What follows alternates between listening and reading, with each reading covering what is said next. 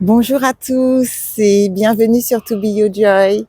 Je vous retrouve aujourd'hui dans une vidéo pour vous parler et partager quelques idées autour de l'amour. L'amour, l'amour, l'amour.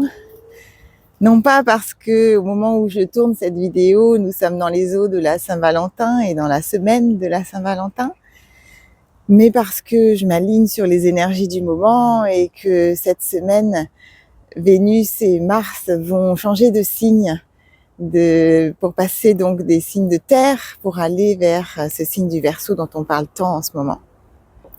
Vénus étant la planète qui va nous amener justement ces énergies autour du thème de l'amour, cela me paraissait approprié donc d'aborder le sujet avec vous. Voilà, quelques idées tout simplement. J'ai choisi de démarrer cette vidéo avec un poème que j'aime beaucoup, qui est un poème écrit par Monsieur Jacques Salomé. Pour une fois que je vous parle d'un auteur français, profitons-en, moi qui vous ramène toujours de l'anglo-saxon. Eh bien, ce poème, je le trouve très très beau, Monsieur Salomé qui a beaucoup travaillé autour des thèmes de la relation, et je voulais le partager avec vous aujourd'hui. Voilà, je m'arrête un instant pour vous le lire.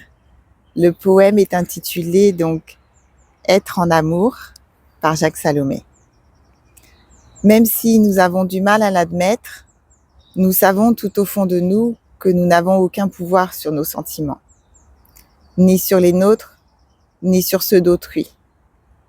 Aussi, quand surgit dans notre être un sentiment amoureux, est-ce une véritable tempête qui se lève, un tremblement de terre qui nous anime, une révolution qui se met en marche pour nous propulser vers un infini de sensations et d'émotions.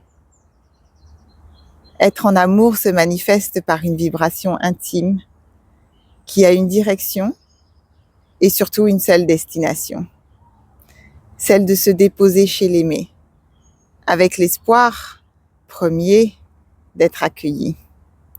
Et puis très vite, cet espoir se double d'une autre aspiration, que l'aimé réponde très vite à nos sentiments, que chez lui, chez elle, s'éveille aussi, se manifeste et s'exprime une vibration semblable, en écho, en réponse à la nôtre. Alors quand existe, mais dois-je dire que c'est plus rare qu'on ne le croit, une réciprocité, une mutualité de sentiments, alors va naître la mélodie ineffable de l'amour. Comme deux notes de musique, le sentiment qui scintille chez l'un va s'accorder au sentiment qui anime l'autre, pour tenter de faire du Mozart. Tout cela n'est que le commencement d'une aventure magique, porteuse de tous les émerveillements, comme de toutes les désespérances, dont la finitude est toujours incertaine. Car nul ne sait à l'avance la durée de vie d'un amour. Par Jacques Salomé, issu de l'ouvrage Je croyais qu'il suffisait de t'aimer aux éditions Albin Michel, si vous voulez vous le procurer. Et ça a été signé donc en cadeau pour Aurélie, pour aimer à pleine vie. Voilà le petit partage pour ouvrir cette vidéo. Que veut dire pour vous l'amour? Qu'est-ce que ce mot représente et qu'est-ce que vous mettez derrière? Est-ce que vous savez comment vous aimez? Est-ce que vous connaissez votre façon d'aimer? Puisqu'il y a plusieurs façons d'aimer. Et cette façon d'aimer est nécessairement conditionnée par ce que l'on vous a appris de l'amour, de ce que l'amour produisait, de ce que l'amour apportait aussi, puisque l'amour nourrit. Quand on parle d'amour, en tout cas, moi, ça m'évoque les notions de partage, de donner et recevoir, de manière équilibrée et saine, comme je le dis souvent. Et puis, de résonance, de vibration, parce qu'il est question de cœur qui vibre. Et très souvent, pourtant, on va observer ce que Jacques Salomé appelle des faux amours, des amours qui n'en sont pas, des amours qui partent du mental, qui partent des projections, de ce qu'on dépose chez l'autre et de l'attente qu'on va déposer chez l'autre. Et tous ces attachements qui ne sont pas de l'amour, c'est vraiment important il me semble, de se poser avec soi et de regarder ce qu'on offre à l'autre dans le lien pour, du mieux qu'on peut, offrir des choses et déposer des choses dans le lien qui vont être lumineuses et qui vont permettre une expansion. L'amour est une énergie qui doit pouvoir vous mettre en expansion et qui doit vous permettre de vous ouvrir et non pas le contraire. Ce qui veut dire que les amours qui vous font vous sentir petit, qui ne vous permettent pas d'évoluer et de faire grandir la personne que vous êtes, doivent et devraient attirer votre attention et vous alerter sur leur nature. Je parlais tout à l'heure de plusieurs façons d'aimer qui ont été nécessairement impactées par votre histoire, par ce qu'on vous a donné comme bagage au départ, hein, la vision de l'amour de vos parents, du modèle que vous avez reçu. Et puis, cela me fait penser à un outil qu'on utilise souvent dans le développement personnel qui va permettre de déterminer le langage de l'amour.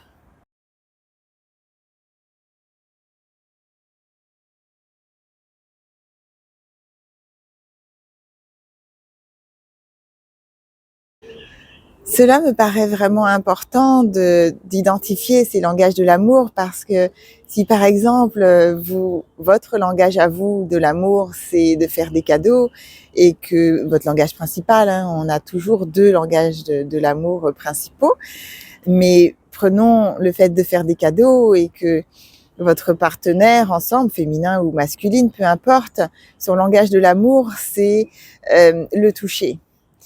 Eh bien, il n'est pas question de la même chose ici. Vous n'allez pas pouvoir vous sentir aimé si vous recevez un cadeau, alors que la façon dont vous vous sentez aimé, c'est de recevoir une embrassade, un câlin et d'être au contact physique de l'autre. Et c'est vraiment important parce qu'il peut y avoir des malentendus et on peut avoir le sentiment de ne pas recevoir de l'amour de l'autre, mais c'est juste qu'on parle un langage différent.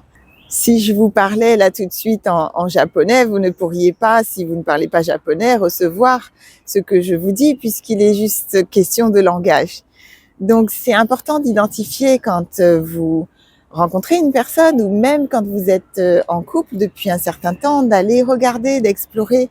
Amusez-vous à aller voir quels sont vos langages de l'amour principaux pour encore mieux rentrer en relation avec l'autre et vous permettre d'être dans un équilibre donner-recevoir qui soit harmonieux et qui réponde à vos besoins surtout.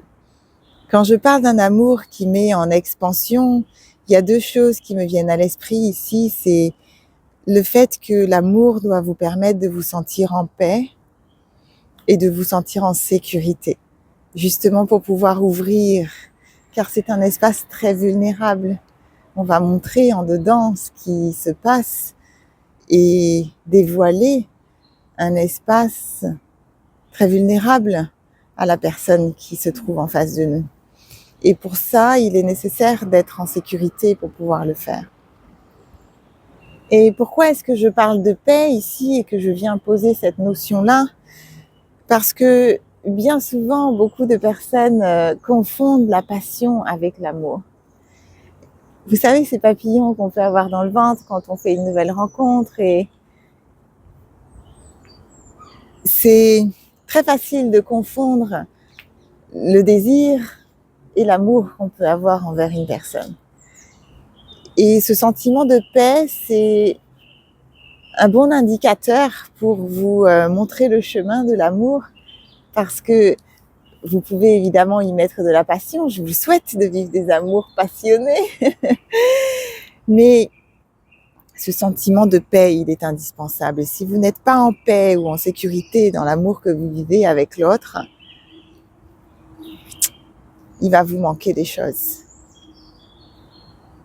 L'amour vient aussi beaucoup nous faire travailler, puisque c'est dans cet espace-là, dans le lien avec l'autre, que souvent nos blessures sont réveillées, que nos inconscients se sont attirés dans ce qu'on avait à vivre et à travailler pour grandir, pour faire évoluer notre être, et qui vient prendre vie au sein de la relation. Et il faut beaucoup d'amour pour justement libérer ces blocages et ces choses qui viennent nous chahuter, parce que l'autre va être notre miroir. L'autre va nous permettre de voir peut-être là où on ne s'aime pas assez, là où on n'arrive pas à poser ses frontières et à dire non à quelque chose qui n'est pas juste pour nous, où on va vivre des amours où on ne s'honore pas, où on se laisse abuser, où on se laisse maltraiter, par des choses très futiles parfois et très légères qui sont difficiles à percevoir, mais qui vont inévitablement nous renvoyer à l'amour de soi, à ce qu'on accepte de l'autre et à la façon dont on va répondre à nos propres besoins. Donc être en amour avec l'autre tout en étant en amour avec soi, parce que eh bien, la personne la plus importante, c'est vous. Et qu'inévitablement, vous allez entrer en lien avec celui ou celle qui va vous renvoyer comme un reflet, par écho, le degré d'amour que vous avez pour vous-même. Et alors, je vous invite à cultiver cet amour pour vous-même, cet amour de soi, pour pouvoir ensuite l'offrir à l'autre dans un moment de partage et pouvoir le faire grandir ensemble dans un 1 + 1 = 3 et être simplement une présence de l'amour. L'amour de soi qui va aussi vous permettre d'être en amour et dans le lien avec l'autre, pas seulement dans la relation amoureuse, mais dans d'autres liens qui partent du cœur. Parce que il n'est pas toujours question que de couple, même si en ce moment on en parle beaucoup. Voilà, je vous souhaite de belles vibrations, de recevoir et de donner dans la lumière à partir du cœur. Et en attendant la prochaine vidéo, eh bien, prenez soin de vous. Je finis tout juste de tourner cette vidéo et je m'aperçois que mes 2 signes viennent me rejoindre pour clôturer. Toujours ensemble, ces deux-là. Je trouve une jolie synchronicité, voilà, pour terminer cette vidéo sur le thème de l'amour. Portez-vous bien, à bientôt. C'était Aurélie Enda sur To Be Your Joy. Cette vidéo ne s'arrête jamais. J'ai arrêté donc de filmer et puis il y avait un monsieur sur un banc qui me regardait tourner et par curiosité qui me demandait ce que je faisais. Et je lui expliquais que je tournais une vidéo sur le thème de l'amour. Je ne lui ai pas dit que j'étais thérapeute. Et on a eu un moment d'échange où je lui ai simplement dit que j'avais démarré cette vidéo avec un poème que je lui ai offert et proposé de lire. Et j'ai senti que ça venait le toucher quelque part. J'ai senti qu'il se passait quelque chose chez lui. J'ai vu dans l'énergie que il y avait une résonance qui se faisait dans le cœur. Et il a partagé à ce moment-là qu'il pensait donc à un ancien amour qu'il avait rencontré et cette jeune femme qui avait donc quitté et qui était décédée le 14 février. C'est amusant comme les rencontres peuvent se faire par synchronicité. Et je pense que ce poème-là l'a trouvé à ce moment-là pour une raison. Je trouvais ça très beau, donc je voulais vous le partager. Et j'ai été très amusée aussi quand on s'est dit au revoir, où il m'a dit au revoir et prenez soin de vous. J'ai vraiment ri à l'intérieur. Il ne sait toujours pas que je suis thérapeute et il ne sait pas que je termine toutes mes vidéos avec un prenez soin de vous. Vous voyez comme l'autre vient nous renvoyer des miroirs toujours. Et vous allez toujours recevoir ce que vous donnez dans le cœur. Et j'étais très heureuse à ce moment-là de recevoir un prenez soin de vous aussi, ça fait du bien parce que je suis humaine comme vous. Voilà, je pense que c'est définitivement le dernier mot de cette vidéo et que, eh bien, je vous retrouve bientôt pour le prochain thème. Au revoir.